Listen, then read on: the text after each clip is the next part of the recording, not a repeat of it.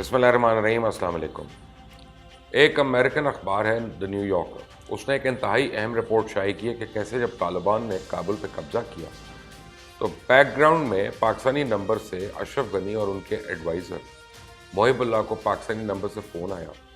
उसमें क्या हुआ, क्या मुतालबा किया गया और कैसे ड्रामाई अंदाज में वो अफगानिस्तान से भागने पर मजबूर हो गए। पाकिस्तानी नंबर से मौसूल होने वाली एक टेक्स्ट मैसेज और फ़ोन कॉल से साबिक मुशीर कौमी सलामती हमदुल्ला मोहिब साबिक सदर अशरफ गनी के साथ अहल खाना के हमरा अफगानिस्तान छोड़ने पे आमादा हो गए। उसके अलावा भी बड़ी दिलचस्प मालूमात है आपको इस वीडियो में मिलने वाली है। बिहाइंड द सीन्स क्या चल रहा है। 14 अप्रैल को सदर जो बाइडन ने अमेरिका की तारीख की सबसे तवील जंग का खात्मा करते हुए ऐलान किया कि अफगानिस्तान में मौजूद आखिरी अमेरिकन फौजी 11 सितंबर तक चले जाएंगे। अगले हफ्तों में तालिबान ने दर्जनों देही इलाकों को फतह किया, हुकूमत बड़े शहरों में बंद हो गए और जून के वस्त तक इस्लामी जमहूरिया अफगानिस्तान, जो अफगान लिबरल्स नेटो अफवाज और अमेरिका ने बनाई थी, मौत की लपेट में था। फिर भी उसके सदर अशरफ गनी अपनी काबीना पे इसरार कर रहे थे कि जमहूरिया बरकरार रहेगी। हर मुलाकात में उन्होंने अमेरिका को यकीन दिलाया और उसकी हौसला अफजाई की, जबकि अपने वजीरों को तो वो ये कहते रहे कि अमेरिका ने यह वादा नहीं किया था कि वो हमेशा यहाँ रहेंगे। 23 जून को गनी और उनके मुशीर चार्टर्ड KAM एयर जेट में सवार हुए और उन्होंने बाइडन से मुलाकात के लिए काबुल से वाशिंगटन DC ले जाना था। जैसे ही जहाज़ अटलांटिक ओशन के ऊपर उड़ा, वो कैबिन के फर्श पर बैठ के मीटिंग पॉइंट्स डिस्कस करने लग गए। अफगान हुकाम जानते थे कि बाइडन इनकी हुकूमत को मायूस कुन और गैर मौसर समझते हैं। फिर भी गनी ने सिफारिश की कि वो लचकदार इत्तेहाद का अमरीकियों को एक पैगाम पेश करे जो अमरीका को तालिबान के साथ अफगान हुकूमत में जारी जंग में मजीद मदद देने पे आमादा कर सकता था। अमरुल्ला सालेह पहले नायब सदर, जिन्होंने कहा कि बाइडन के अफगानिस्तान से दस्तबरदारी के फैसले से उनको महसूस हुआ कि उनकी पीठ में छुरा घोंपा गया, एक झूठी दास्तान पे कायम रहने के लिए तैयार हो गए, जो कि दीवाने के ख्वाब ज़्यादा कुछ नहीं थी और अपने मफादात के लिए हकाइक से नजरें चुरा रहे थे और एक अपने साथ अमेरिका को भी धोखे में रख रहे थे। बाइडन ने 25 जून की दोपहर गनी और इनके मुशीरों का ओवल ऑफिस में खैर मकदम किया और बाइडन ने गनी को बताया हम दूर नहीं जा रहे। उसने अपनी शर्ट की जेब से एक शेड्यूल कार्ड निकाला जिस पर उसने 9/11 के बाद अफगानिस्तान और इराक में हलाक होने वाले अमरीकियों की तादाद लिखी थी और गनी को दिखाया। गनी ने कहा मैं अमेरिकन कुर्बानियों को सराहता हूँ। फिर उसने वजाहत की कि अगले 6 महीने के लिए हमारा मकसद हालात को मुस्तहकम करना है और अफगानिस्तान के हालात को लिंकन मूवमेंट से तशबीह दी। यहाँ बाइडन उस ज़माने का जिक्र कर रहा था जब अमेरिकन प्रेसिडेंट अब्राहम लिंकन ने 1861 में हलफ लिया तो 7 सदर्न स्टेट्स अलहदगी का ऐलान कर चुकी थी। खाना जंगी का समा था। अशरफ गनी ने बड़ी शातराना एक बात की। उसने कहा अफगानिस्तान के लिए मेरा सबसे अहम सवाल ये है क्या व्हाइट हाउस में हमारा एक दोस्त है। तो उसने कहा जी आपका एक दोस्त है, ये बाइडन ने जवाब दिया। गनी ने मखसूस फौजी मदद की दरख्वास्त की। क्या अमेरिका मजीद हेलीकॉप्टर्स फराहम कर सकता है? क्या अमेरिकन कॉन्ट्रैक्टर्स अफगान फौज को लॉजिस्टिक सपोर्ट की पेशकश जारी रखेंगे? कमरे में मौजूद अफगान हुक्काम के मुताबिक बाइडन के जवाबात जो थे वो मुमकिन थे।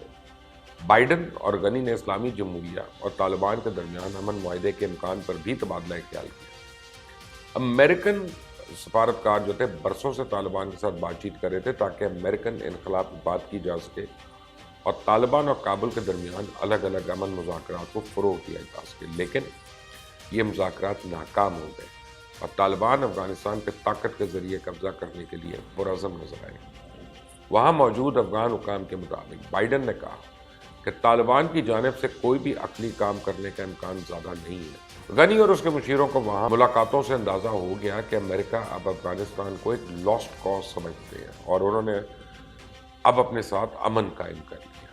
वो मज़ीद लड़ने के मूड में नहीं है। यहाँ तक कि वहाँ मौजूद लोगों ने कई मुशीरों से पूछा कि वो काबुल से फरार होने और जला वतनी जाने के लिए क्या हंगामी मंसूबे बना रहे हैं। तो इस मीटिंग के बाद से ही गनी और वजीरों ने जला वतनी और भागने के मंसूबे बनाने शुरू कर दिए। अफगानिस्तान से इनखला और अमेरिका के वियतनाम के इनखला से बहुत चीज़ें मुश्तरक हैं और अमेरिकन इंतज़ामिया ने वहाँ से निकलते हुए वियतनाम को सामने रखा हुआ था और उसी के मुताबिक प्लानिंग हो रही थी।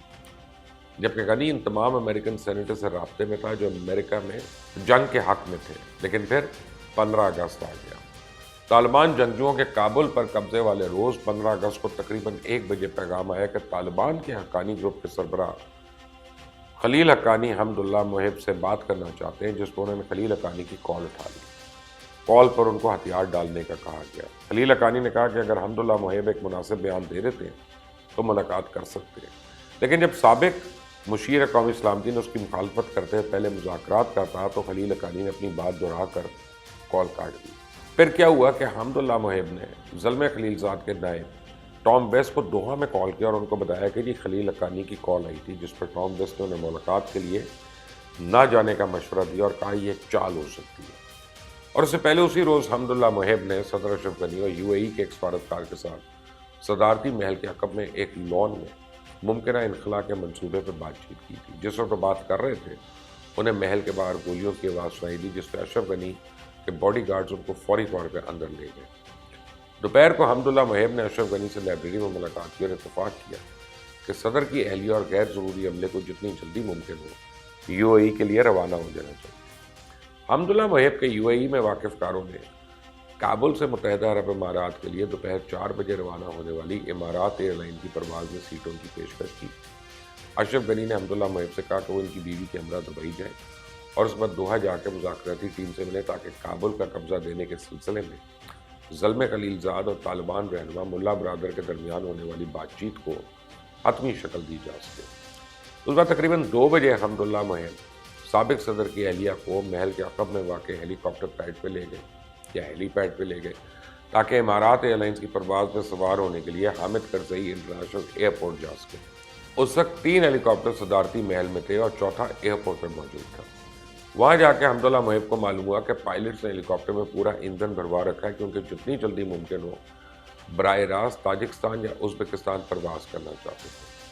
پناہ کی تلاش میں افغان فوج کے دیگر پائلٹس بھی فرار ہونے کے لیے راستہ استعمال کر چکے تھے۔ نیو یارکر کی رپورٹ کے مطابق پائلٹس نے اشرف غنی کی بیوی کے ساتھ ایئرپورٹ جانے سے انکار کر دیا کیونکہ انہوں نے سنا تھا کہ کچھ افغان فوجی وہاں ہیلی کاپٹر کو قبضے میں لے رہے ہیں یا گراؤنڈ کر رہے ہیں۔ جب وہ یہ الگ بات کر رہے تھے تو صدارتی گارڈز کے سربراہ کہر کوچے نے حمداللہ محب سے پوچھا اگر آپ چلے گئے تو آپ صدر کی زندگی خطرے میں ڈال دیں گے، جس پہ حمداللہ نے ان سے جواباً پوچھا کہ آپ چاہتے ہیں میں رک جاؤں؟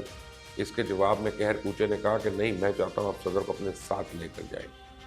اب نیو یارکر میگزین کے مطابق حمداللہ کو شک تھا کہ اگر طالبان صدارتی محل میں داخل ہو گئے تو شاید اشرف غنی کے تمام باڈی گارڈز وفادار ہی نہ رہیں، جبکہ کہر کوچے نے اس بات کا اشارہ دیا تھا کہ اس کے بعد صدر کے تحفظ کے لیے وسائل نہیں ہیں۔ حمداللہ محب نے رولا غنی یعنی جو اشرف غنی کی وائف تھی اس کو صدارتی ہیلی کاپٹر میں سوار کر کے انتظار کرنے کو کہا۔ خود کہر کوچے کے ساتھ رہائش گاہ پہ آئے جہاں اشرف غنی کو کھڑا پایا تو کہا کہ صدر یہی وقت ہے، ہمیں جانا ہوگا۔